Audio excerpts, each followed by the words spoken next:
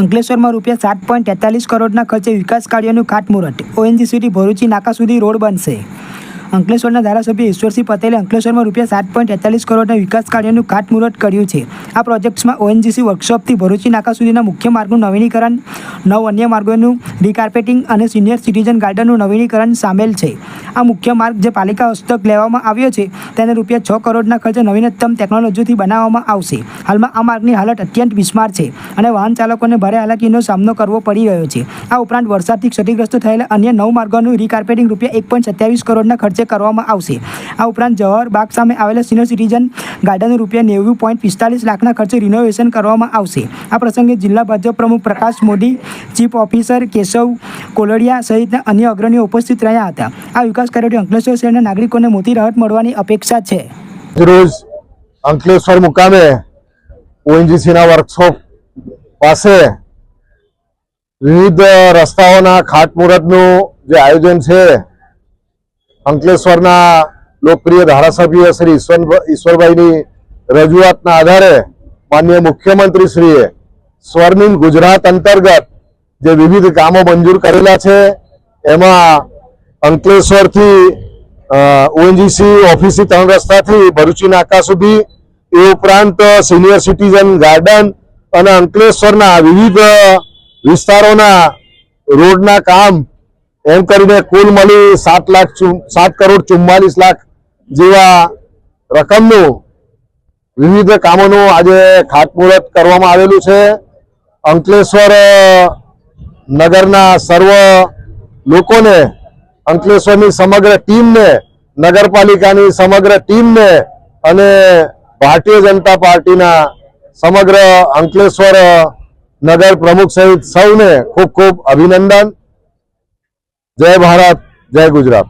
અંકલેશ્વર નગરપાલિકા દ્વારા ઓએનજીસીથી 3 રસ્તાથી ભરૂચી નાકા સુધીનો મુખ્ય માર્ગ 5,25,00,000ના ખર્ચે ખાતમુહૂર્ત કર્યું છે અને સાથે અંકલેશ્વર નગરપાલિકા સિનિયર સિટીઝન ગાર્ડન 90 લાખના ખર્ચે રિનોવેશન કરવાના છે અને અંદાજિત 1,27,00,000ના ખર્ચે અંકલેશ્વરના જે આંતરિક રસ્તાઓ છે, જે મુખ્ય માર્ગને જોડે છે, જે પૈકી ઈરામા નાકાથી વર્તનગર સુધી રોડનું રીકાર્પેટિંગનું કામ, સુંદરમ પાર્કથી શક્તિનગર સુધીનું રીકાર્પેટિંગનું કામ, જીએન સ્પીડ લાઇબ્રેરી મ્યુનિસિપલ હોસ્પિટલ સુધીનું રીકાર્પેટિંગનું કામ, બ્રિજનગરના મેઇન રોડનું રીકાર્પેટિંગનું કામ, નવીનગરથી સંજયનગર સુધીનું રીકાર્પેટિંગનું કામ, ગાયત્રી મંદિરથી આંબાવાડી સુધીનું રીકાર્પેટિંગનું કામ, પટેલ મિનર વોર્ડથી કામેશ્વર બંગલો સુધીનું રીકાર્પેટિંગનું કામ, ઈદગાહ ગણેશ જનરલ સ્ટોર સુધી રીકાર્પેટિંગનું કામ, અંકલેશ્વર નગરપાલિકાના જુદા જુદા વિસ્તારોમાં જે ક્ષતિગ્રસ્ત હતા એનું પેચવર્કનું કામ પણ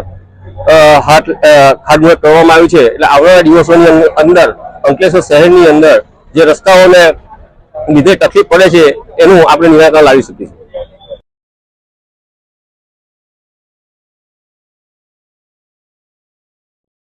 સ્વર્ણિમ જયંતિ મુખ્યમંત્રી શહેરી વિકાસ યોજના અંતર્ગત રસ્તાનું ખાતમુહૂર્ત થઈ રહ્યું છે.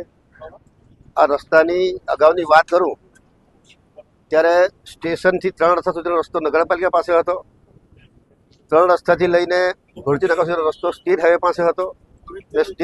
ભરૂચી નાકાથી એશિયાન નગર તરફનો રસ્તો એ દાંડી માર્ગમાં એટલે કે નેશનલ હાઈવેમાં હતો. આ 3 ભાગમાં વહેંચાવાને કારણે એક રસ્તો બને તો બીજો રસ્તો તૂટે, બીજો બને તો ત્રીજો તૂટે, આવી સ્થિતિમાંથી અંકલેશ્વરના લોકોએ પસાર થવું પડતું હતું. આજે મને કહેતા આનંદ થાય છે કે આજે સ્ટેટ હાઈવેની પાસે રસ્તો હતો, આદરણીય આપણા મુખ્યમંત્રી શ્રી ભૂપેન્દ્રભાઈ જ્યારે આવ્યા ત્યારે એમને રજૂઆત કરવામાં આવી કે અમારા અંકલેશ્વરમાં 3 ભાગની અંદર રસ્તાઓ શહેરમાંથી પસાર થાય છે. ત્યાં જે રસ્તો સ્ટેટ હાઈવે પાસે છે નગરપાલિકાને આપે અથવા તો પછી ટોટલી રસ્તો સ્ટેટ હાઈવે લઈ લે. તો આપણને નગરપાલિકાને રસ્તો આપવાને કારણે 5,25,00,000 રૂપિયાના ખર્ચેને મંજૂર કરવામાં આવ્યો છે. ટેન્ડર થઈ ગયું છે અને એનું કામગીરી પણ આજથી એને શરૂઆત થઈ રહી છે. જે 10 મીટર પહોળાઈનો રસ્તો છે એટલે કે બંને બાજુ છે ને 18 મીટરની આસપાસ જેવો રસ્તો થાય છે. રસ્તાની બાજુમાં રસ્તાની પણ વ્યવસ્થા કરવામાં આવી છે. એની સાથે સિનિયર સિટીઝન ગાર્ડનની પણ વાત કરું, એનું પણ રિનોવેશનનું કામગીરી થઈ રહી છે. એમાં toilet block, paver block, loan, gazebo, compound wall, આ જે સિનિયર સિટીઝન લોકો છે એ લોકોને પણ સુવિધા વધારો થાય એ પ્રકારની કામગીરી પણ આજે આ 90 લાખના ખર્ચે એ પણ કામગીરી આરંભવામાં આવી છે.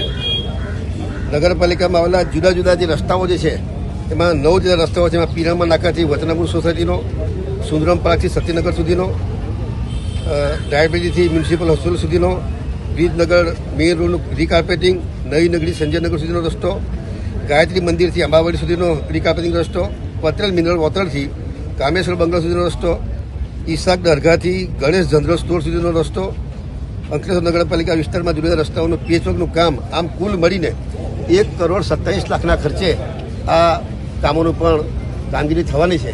આવનારા દિવસોમાં કામ પૂર્ણ થયેથી અંકલેશ્વરની જનતાને એક સારો રસ્તો, સારું સુશોભનની વ્યવસ્થા આ સ્વર્ણિમ જયંતિ જે ગ્રાન્ટ છે એના દ્વારા થનાર છે. ત્યારે તમામ લોકોને હું ખૂબ ખૂબ અભિનંદન પાઠવું છું. મારા નગરપાલિકાના પ્રમુખ લલિતાબેન, ઉપપ્રમુખ કાયેશભાઈ, અમારા નગરપાલિકાના કારોબારી ચેરમેન નિલેશભાઈ અને એમની આખી ટીમને હું ખૂબ ખૂબ અભિનંદન આપું છું. આજે આ કાર્યક્રમની અંદર આપણા ભરૂચના આપણા ભાડીના પાર્ટીના પ્રમુખ શ્રી પ્રકાશભાઈ મોદી પણ જ્યારે હાજર ત્યારે એમને પણ અભિનંદન આપું કે એમના સાનિધ્યની અંદર આપણા અંકલેશ્વરની અંદર જે કંઈ કામગીરી થઈ રહી છે ત્યારે આવનારા દિવસોમાં આનાથી પણ સારા સવિશેષ કામોનું કાર્યોનું નિર્માણ થનાર છે.